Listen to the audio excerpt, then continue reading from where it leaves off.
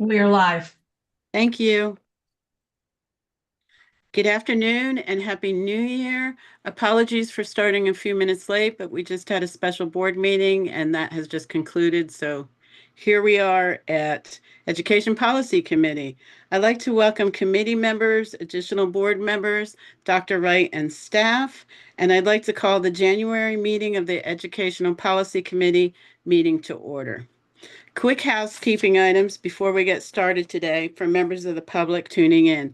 All of our meetings are live streamed to YouTube and our materials are available on the committee's page on the State Board website.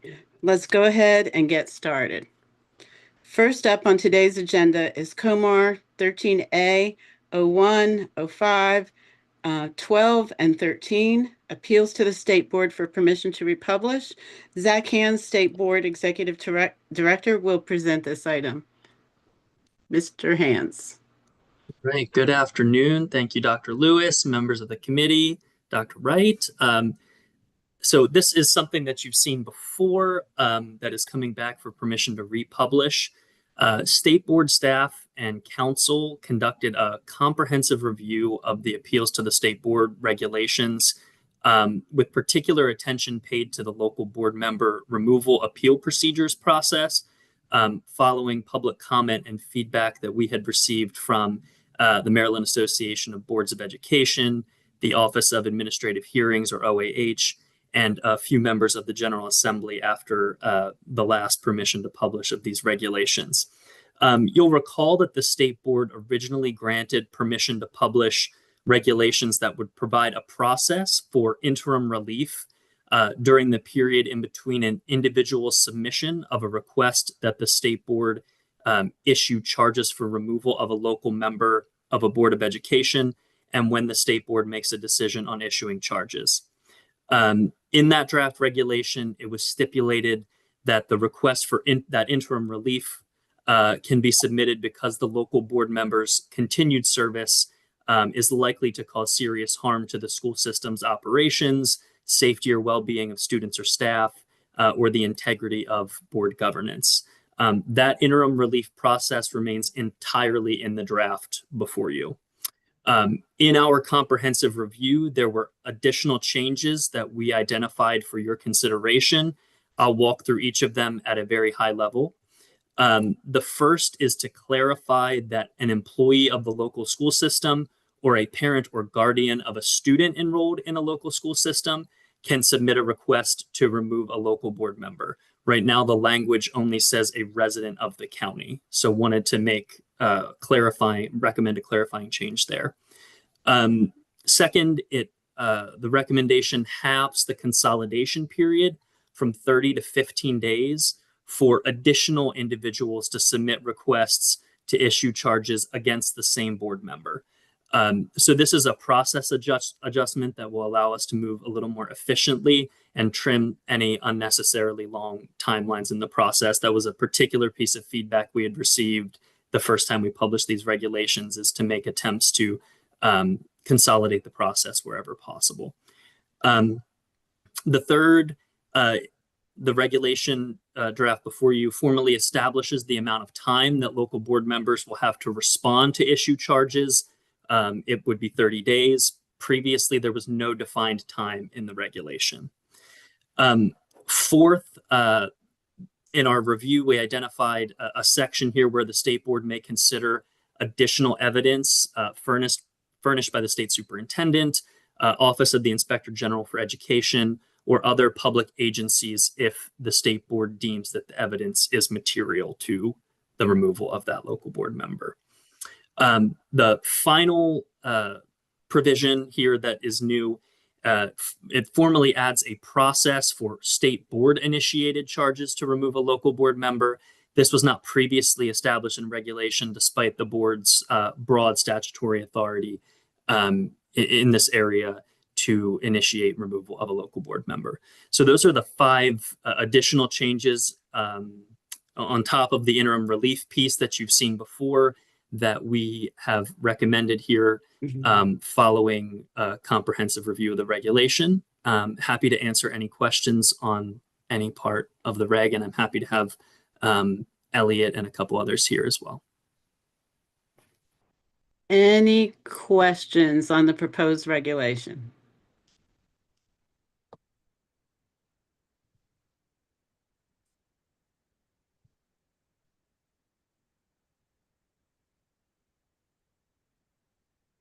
Mr. Chesterfield, check your mic. Something new to me, so I'm trying to understand the Office of Administrative Hearing. What is that outside the board or what is that? Yes, so that's a separate state agency that the board will refer to conduct finding of fact and hold a hearing. For the board, we're not always equipped to do that. So they will manage that process for many state agencies, including the state board. So yes, that is a separate entity. Great question. Thank you. Any other questions?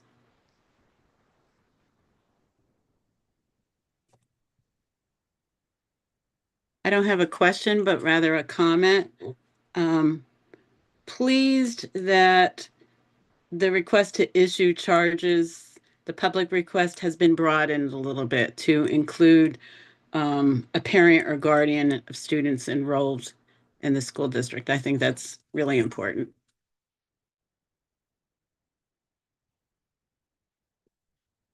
Seeing no additional questions, I'd be happy to entertain a motion. Moved by Mr. Chesterfield. Second. Second by Dr. Goldson. Is there any additional questions or discussion? Okay, seeing none, all in favor to recommend permission to republish COMAR 13A 01, 05, 12, and 13 to the full state board, please raise your hand and say aye. Aye. Aye. Opposed? Okay, I think that passed unanimously. Thank you. Thank you. Next, I would like to welcome Jason Semenoff, Director of Comprehensive Health and Physical Education, to present COMAR 13A 0413 Program in Physical Education for permission to adopt.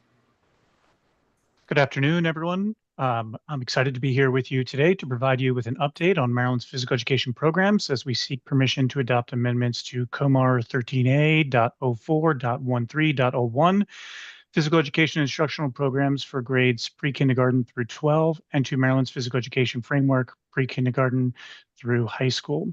And with me today to assist is Luke Hollis, our coordinator of standards-based physical education. My presentation today is aligned with goal number 3 of the strategic plan as we continue to ensure that every student graduates high school, college, and career ready. More specifically, my presentation tonight is, or the request for adoption, are focused on outcome 3.M, where in the spring of 2024, MSDE established a Physical Education Standards and Frameworks Validation Committee, also known as the SFVC, which included parents, educators, and private citizens from across the state, and tasked them with researching public health trends and developing recommendations on how these programs are offered in the future. We shared those recommendations with you a few months ago, and we posted them with your approval. We posted them on the SFVC webpage, and that would be the draft regulations and framework. And we also expanded our engagement with our community partners through several events listed here to solicit additional feedback.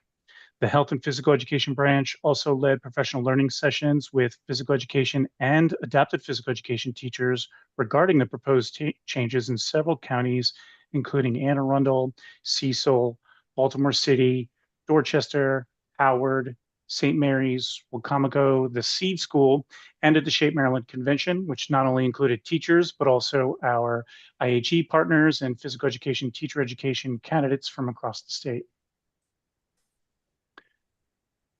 Also posted on the PE SFVC webpage was a link to a 4-question Qualtrics survey that we created. members of the public had the option to provide us with feedback via the survey, by email, or verbally at a meeting or over the phone. Overall, we received feedback from 41 people regarding the PE amendments, including community members, district office staff, parents, guardians, school support staff, and teachers. Taking a deeper look into the feedback as represented in this heat map, we received comments from people who live and or work in 10 of the 24 counties, with the majority of feedback coming from urban, suburban, and rural districts across the I-95 corridor.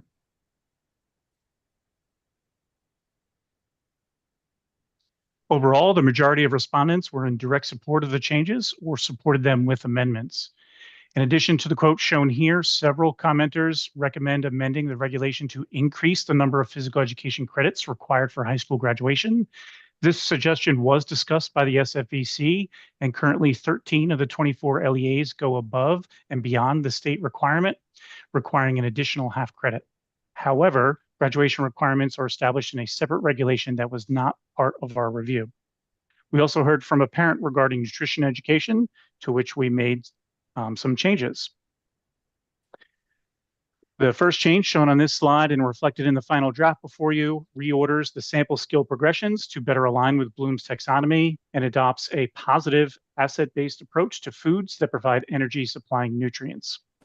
The second change was an update to our definition of nutrient-dense foods, which was also incorporated into the final draft on page 75 of the framework and page 90 in your packet. It's also important to note that after reviewing all the comments, MSDE does not recommend any changes to the regulation.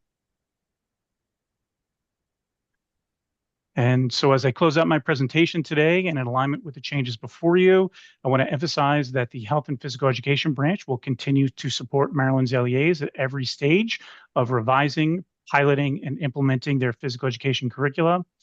In the coming months, we will develop supporting materials for parents and guardians, provide LEAs with clear, plain language implementation guide, and offer professional learning opportunities for teachers, LEA leaders, and our IHE partners through office hours, collaborative sessions, symposiums, and coaching. These supports are designed to assist LEAs and educators as they revise their curricula and pilot updates in preparation for full implementation in the 2027-2028 school year. And with that, we respectfully seek your approval to adopt the revised regulations and frameworks. Thank you for your time and consideration. Happy to answer any questions you may have. Thank you. Are there any questions for Mr. Seminoff?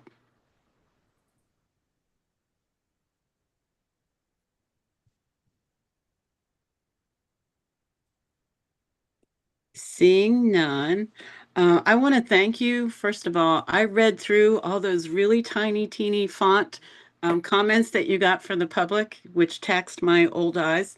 But I really know that you took thoughtful consideration of those. You can tell in your presentation and in the manual, quite honestly, that your team really was thoughtful about consideration and input from the public. So with that, do we have a motion? I motion. Was that Mr. Barnes? Yes. Thank you, Mr. Barnes. Do we have a second? Second, I'll second. Thank you, Dr. Goldson. Any additional questions, discussions, comments? Okay, seeing none. All those in favor of permission to adopt COMAR 13A 0413 to the full state board, please raise your hand and say aye. Aye. Aye. Opposed? Hearing none, that passed unanimously. Again, Mr. Seminoff, please thank you to you and your team for their hard work on this. This looks great. Thank you so much. Thank you. Up next, we have COMAR 13A 120203, Pathways to Teacher Licensure for Permission to Adopt. Jeff Sanderson, Deputy State Superintendent, is with us to present this regulation. Mr. Sanderson, welcome. Dr. Lewis, thank you. This one's coming back to the state board. It went for public comment in December of last year. We had 20 comments that came back to us. 19 were positive. We had one LEA that shared some concerns that, in speaking with Ms. Meadows, can be addressed through technical assistance that will provide to LEAs. But this particular amendment to COMAR is to provide for transcript analysis and alternative pathways for individuals with content expertise in the areas of art, dance, music, and theater. That wasn't my scratchy voice. Welcome, puppies. And with that, we are requesting permission to adopt. Any questions for Mr. Sanderson?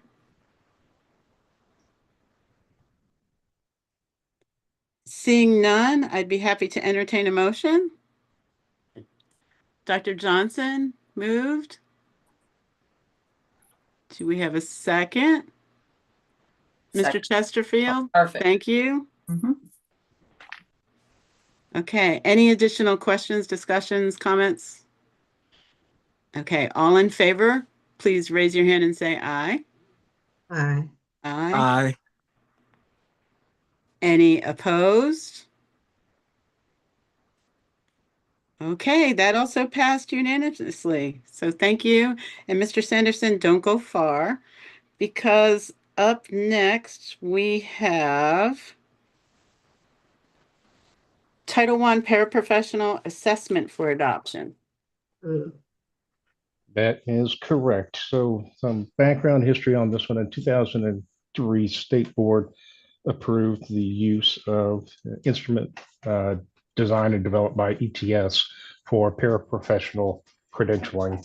It's a requirement for those individuals serving on Title I schools, either school-wide or targeted assistance, to satisfy one of three criteria, the first of which could be an associate's degree or the equivalent of 48 college hours, obtaining the associate's degree, or passing a state-approved, state-adopted instrument.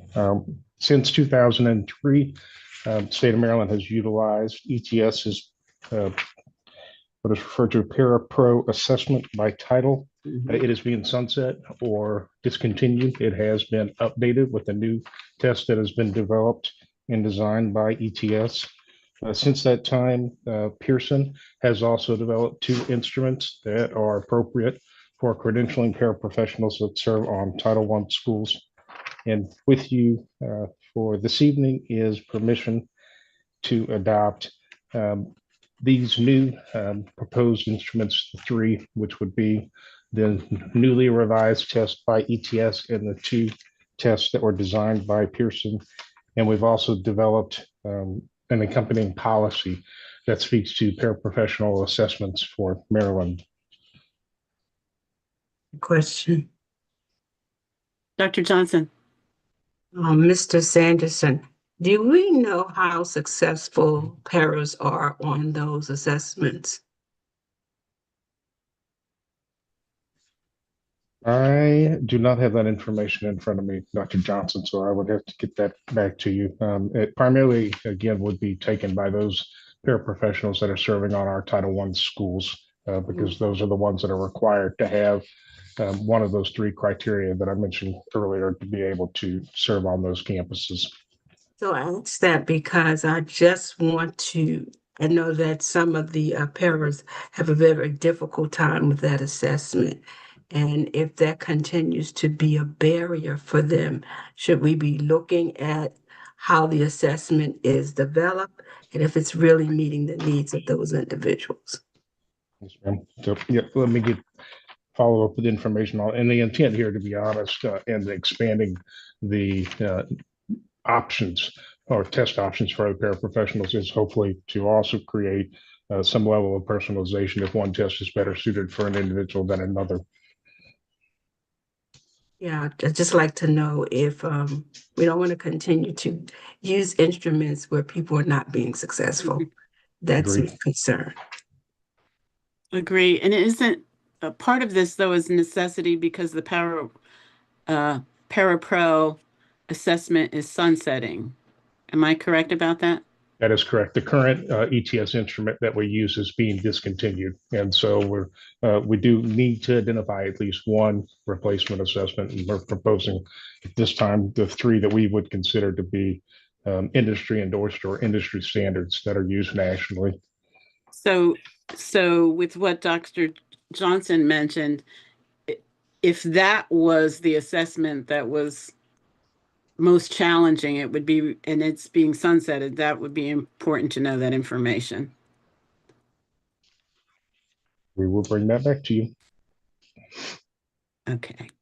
Also, do we have any information on the 3 assessments that you've recommended? How successful have individuals been on those assessments? I do not have that information in front of me, unfortunately. So let me include that in my follow-up to you all. Okay, thank you.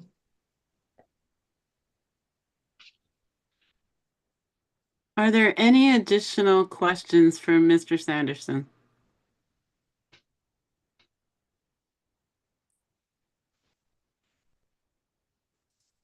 Seeing none, do we have a motion to recommend adopting the assessments for paraprofessionals?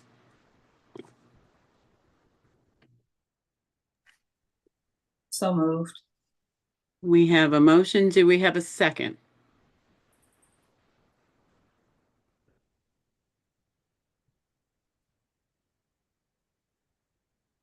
Anyone?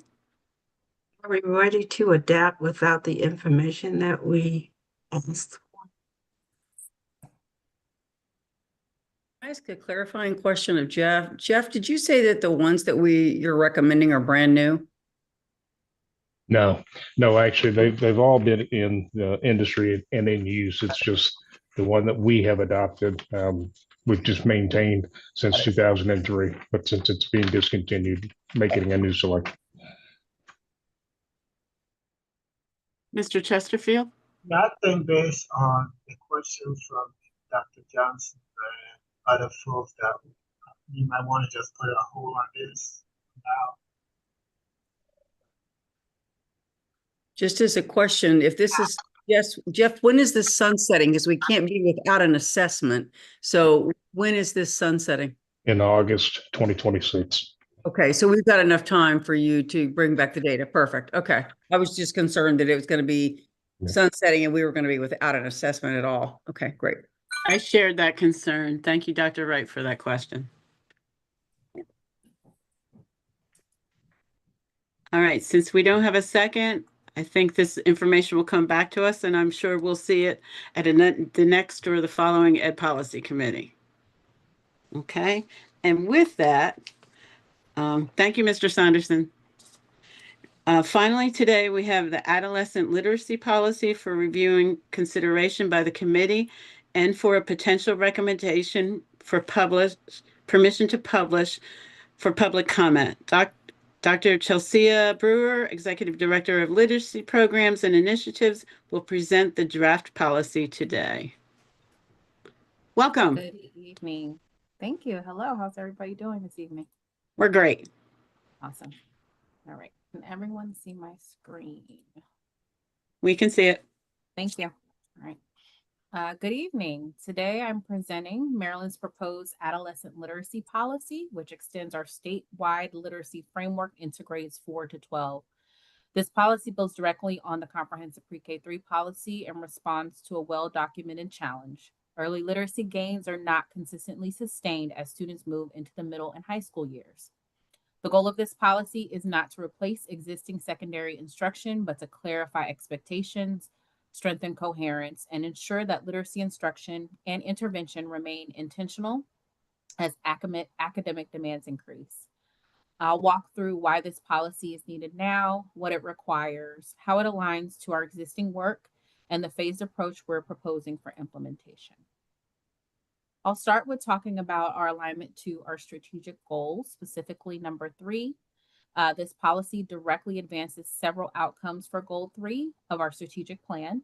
First, it supports our goal of increasing reading proficiency for students in grades 3 to 8 by ensuring that progress does not stall after grade 3.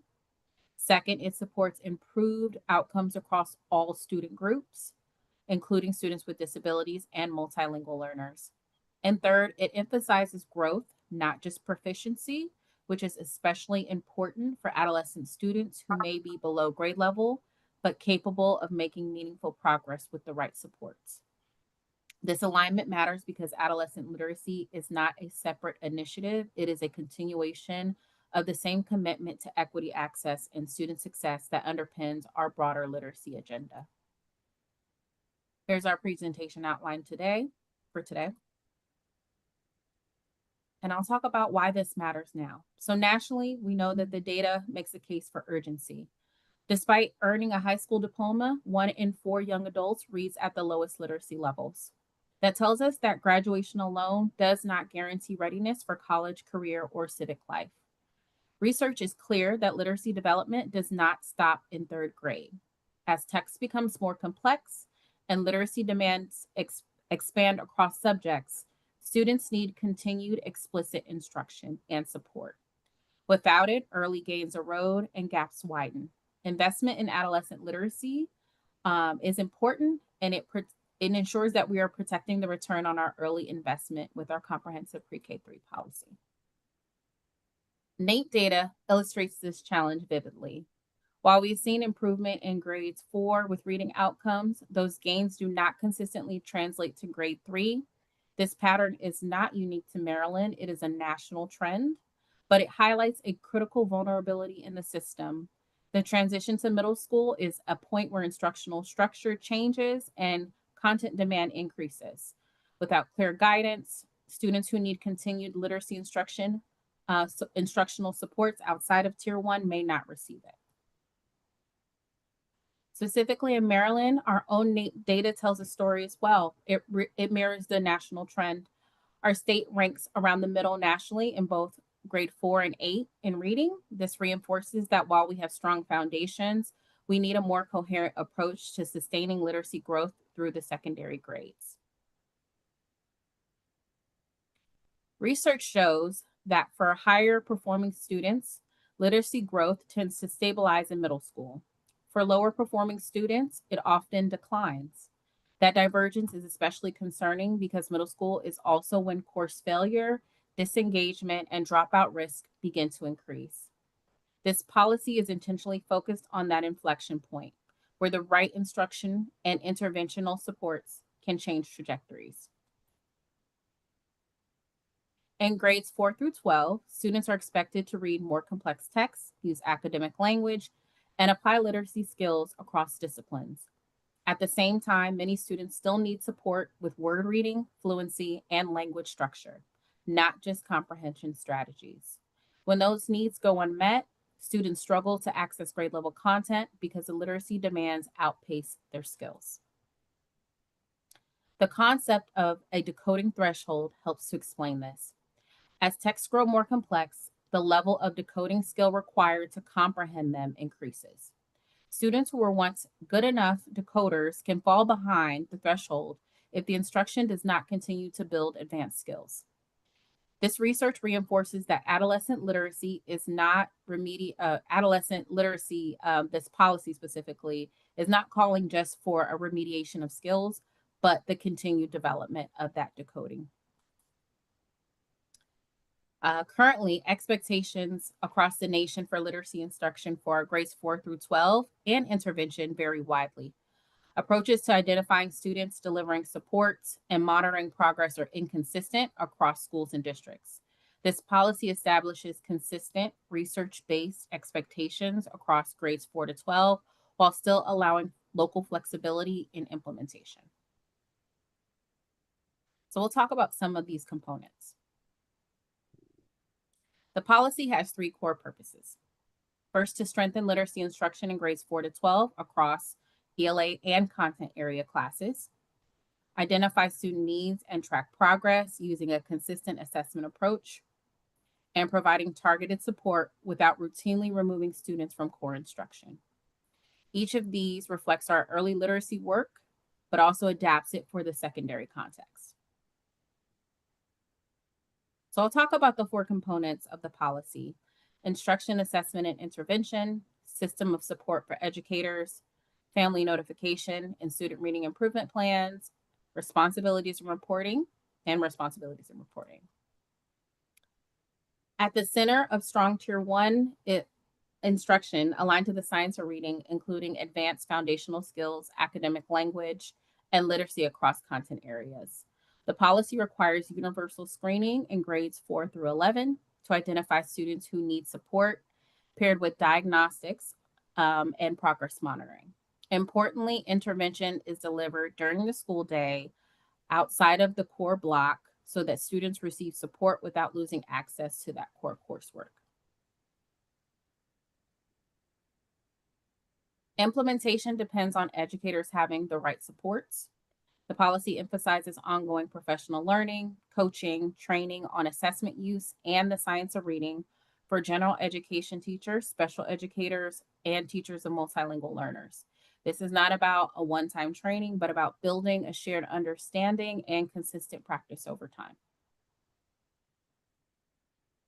When our students are identified with reading difficulties, families are notified, and eligible students receive a student reading improvement plan. SRIPs clarify what support the student will receive, how often, how progress will be monitored, and how adjustments will be made. They also create clear communication between schools and families. In regards to responsibilities and reporting, districts will report annually on screening, student needs, interventions, and outcomes. MSDE will compile and report statewide data, provide guidance and technical assistance, and support continuous improvement.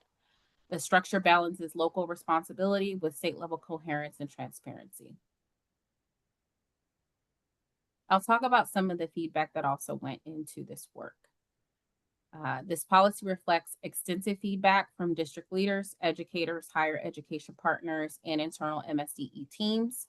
Based on that input, we strengthened alignment with the pre-K-3 policy, clarified expectations, expanded screening, and enhanced implementation supports. We are continuing to seek feedback on our Tier 1 expectation screening tools, professional learning, intervention delivery, SRIPs, and reporting requirements. And through this process of feedback, all of this was intentional to set the direction to guide our implementation support that we will continue and that will evolve over time. In regards to our next steps for this policy, we'll talk about the proposed timeline. So implementation is phased. Over the next 2 years, MSDE will use assessment guidance, pilot tools, professional learning, and technical assistance to support statewide implementation. Will follow once systems, support, and guidance are in place. This timeline reflects a commitment to doing this well, not fast.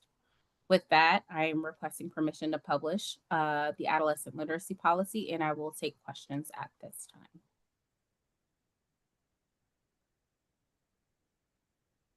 Thank you. Can you take down the perfect. Thank you. Any questions for Dr. Brewer? Yes, I did have a few questions, Doctor. Go ahead, Mr. Barnes. Okay, thank you. First, I just want to talk about what I love.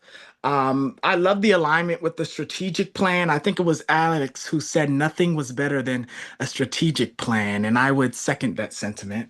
I also love that Tier 3 instruction is balanced to not interfere with core instruction, which is something that I mentioned when we were moving forward with the plan for students at risk of reading difficulties. So I really do appreciate that. I had a few questions just for clarification. I know that when we had that meeting and we moved forward with the plan for students at risk of reading difficulties, I asked if we had the screening instruments for the board to review. This document says that a provisional list of assessment tools will be released next school year. Do we know sort of at the beginning of the school year, will that be released, or not trying to be antagonistic, just genuinely wondering when that will be available.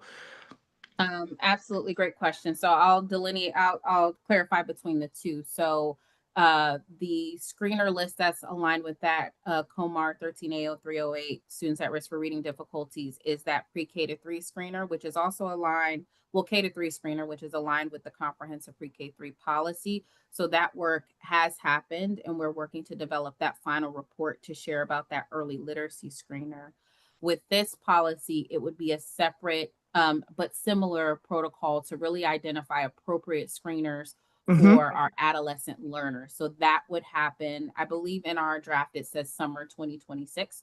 So some of that work is already under development, but having that available before that school year would start. Okay, thank you so very much for that clarification. I also had a question. I noticed that seniors were eligible for SRIPs, but I noticed that I did not see a senior screening calendar on the document. So I'm wondering, will seniors also be tethered to that end of year 10th grade data as well? The intent is actually for it to stop at grade 11. So thank you for catching that. At this time, no, we do not expect to have that in grade 12.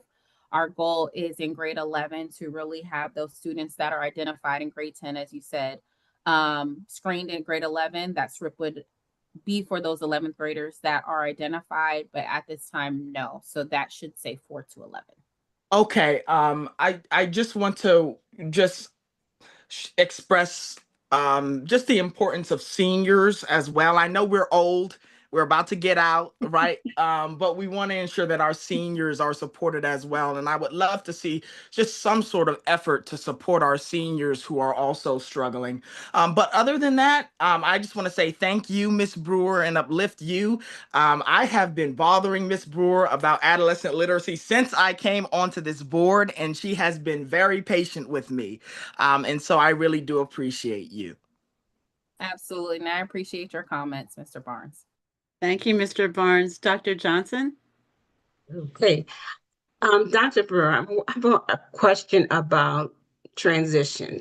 So if students are transitioning from middle school to high school and they've already had that assessment in the middle schools, will those assessments transition with them to the high school, or will new assessments be done?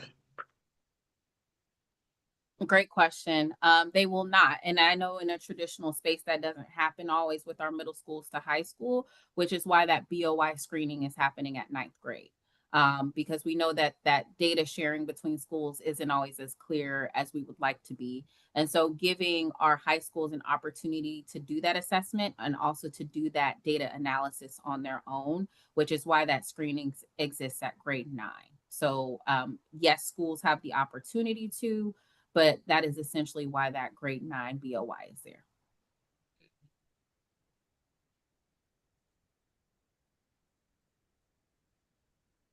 Dr. Johnson, do you have a follow-up? I'm just thinking that I can tell. with those assessments that are done in the middle schools, there's a lot of information there that can be utilized in the high school. We don't want to throw away that information. So somehow we need to have it travel with them from the middle school to the high school. Even though you're getting a base assessment at the high school, there's still information that the high school can use when creating their plans for them in high school. And to clarify your question, are you talking about our students who are already receiving student reading improvement plans, or generally Yes. the movement of data for all students? Yes. No. Okay. Thank you for clarifying. Okay. I thought you meant more broadly, but yes, for our students on plans, I can see that there should be some data sharing or requirements there between grade 8 and 9. That makes sense. Thank you, Dr. Johnson. Mm-hmm. So that will be added to this policy proposal? Yes. Thank Yes. you. Thank you. Additional questions? I have a couple if no one else does. You talked about the system of supports for educators, and I just want to say out loud, because I don't want to assume that may also contain guidance on high quality instructional materials at those levels. Is that accurate? Yes, and we are working on our implementation supports, and that will be a part that we continue for Okay, great. our adolescent work there. And the other thing, you also talked about reporting out the data. Will that be by subgroup as well?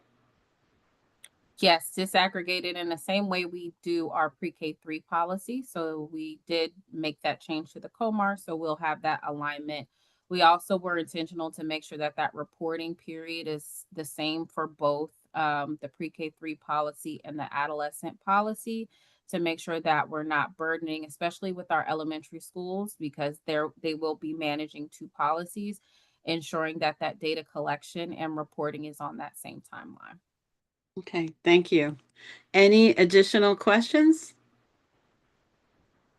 Seeing none, I'd be happy to entertain a motion to recommend the adolescent literacy policy for permission to publish to the board.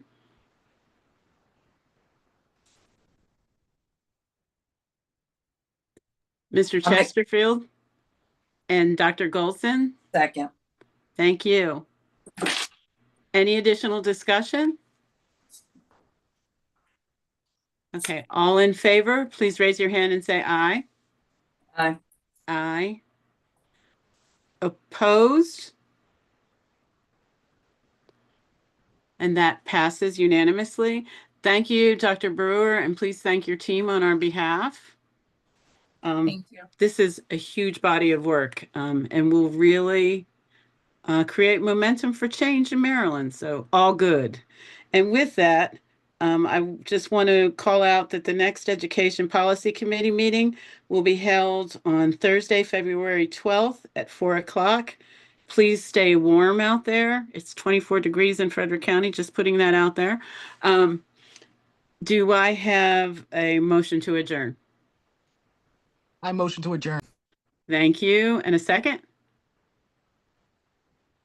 Thank you, Dr. Johnson. All in favor, please raise your hand and say aye. Aye. Aye. Thank you. And we'll see you on the board meeting and then February 12th. Thank you.